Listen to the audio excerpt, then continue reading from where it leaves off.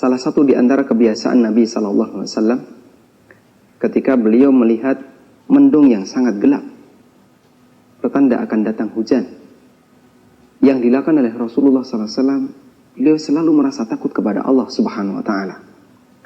Disebutkan dalam hadis yang diriwayatkan oleh Imam Ahmad dari Aisyah radhiyallahu anha, beliau mengatakan, "Kana idza ra'a nashi'an fi ufukin taraka 'amalahu wa in kana fi salatin." Rasulullah SAW ketika melihat sesuatu yang menakutkan di langit, mendung yang sangat gelap, beliau tinggalkan semua aktivitasnya, sampai pun ketika beliau sedang salat. Dalam riwayat Bukhari Muslim, Aisyah juga menceritakan, "Idza takhayyalatis sama' taghayyara lanuhu." Apabila ada mendung gelap di atas, maka roman muka Nabi SAW berubah, terlihat seperti orang yang sangat ketakutan. Beliau keluar masuk rumah, datang pergi. Fa'idha matarat surya anhu. Namun ketika hujan turun, barulah kelihatan wajah gembira di muka Rasulullah sallallahu alaihi wasallam. Kata Aisyah, "Araftu dzalika fi wajhihi." Saya tahu itu karena melihat wajah Nabi sallallahu alaihi wasallam. Aisyah merasa keheranan dengan sikap Nabi sallallahu alaihi wasallam ini. Ketika mendung, di saat banyak sahabat merasa bahagia, merasa gembira, Rasulullah sallallahu alaihi wasallam justru merasa sangat takut kepada Allah Subhanahu wa taala. Ketika Aisyah bertanya kepada beliau, "Ya Rasulullah, Anda memiliki sikap yang aneh. Di saat mendung gelap, kenapa Anda takut kepada Allah Subhanahu wa taala?" Apa jawab Nabi sallallahu alaihi wasallam? "La'allahu ya Aisyah kama qala qaum 'adin falamma ra'awhu 'aridan mustaqbila awdiyatihim qalu hadha 'aridun mumtiruna."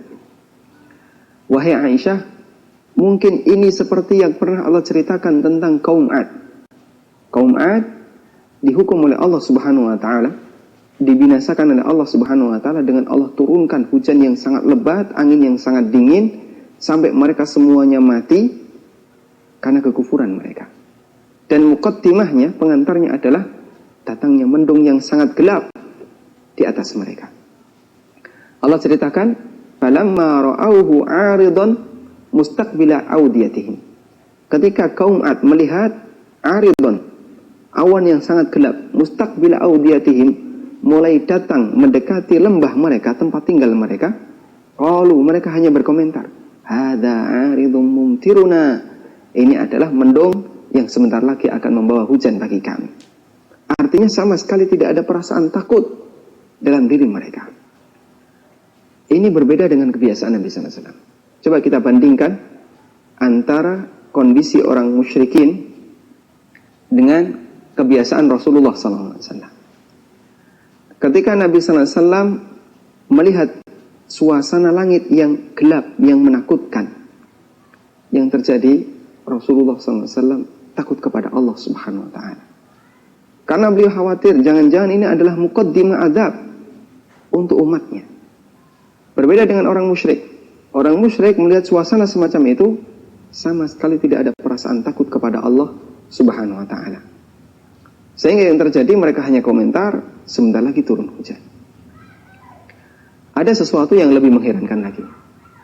Jika kita saksikan, banyak masyarakat di tengah kita, ketika mereka melihat peristiwa alam dan fenomena alam yang menakutkan, yang terjadi, bukannya mereka takut kepada Allah Subhanahu wa taala, namun yang terjadi adalah mereka akan mengeluarkan HP mereka mengeluarkan kamera mereka, kemudian potret sana, potret sini, bahkan selfie di depan peristiwa yang menakutkan tadi. Mungkin kita masih sering melihat ada orang yang selfie dengan background angin lesus, dengan background puting beliung, dengan background misalnya kilat yang menyambar, dengan background suasana-suasana yang menakutkan. Seolah itu sesuatu yang membanggakan.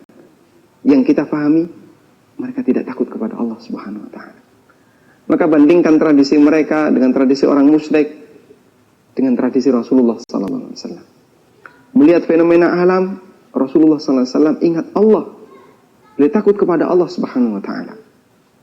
Berbeda dengan orang di zaman sekarang. Terkadang banyak di antara mereka melihat fenomena alam bukannya takut kepada Allah Subhanahu wa taala, tapi dijadikan sebagai ajang untuk selfie. Padahal kalau kita bandingkan, peluang datangnya adab di di masa Nabi SAW dengan peluang datangnya adab di masa kita, jauh lebih besar peluang datangnya adab di masa kita. Di masa beliau banyak orang saleh, bahkan ada Nabi SAW. Sehingga untuk peluang datangnya adab sangat kecil. Tapi di masa kita, Masya Allah, manusia banyak melakukan kemaksiatan. Sehingga peluang datangnya adab bisa jadi lebih besar. Namun suasana hati yang berbeda. Rasulullah SAW semakin takut kepada Allah ketika beliau melihat suasana gelap semacam itu, suasana fenomena alam yang menakutkan. Tapi kita justru malah membanggakan. Tapi kita justru malah senang, merasa bangga, bahkan menggunakannya sebagai background untuk fotografi.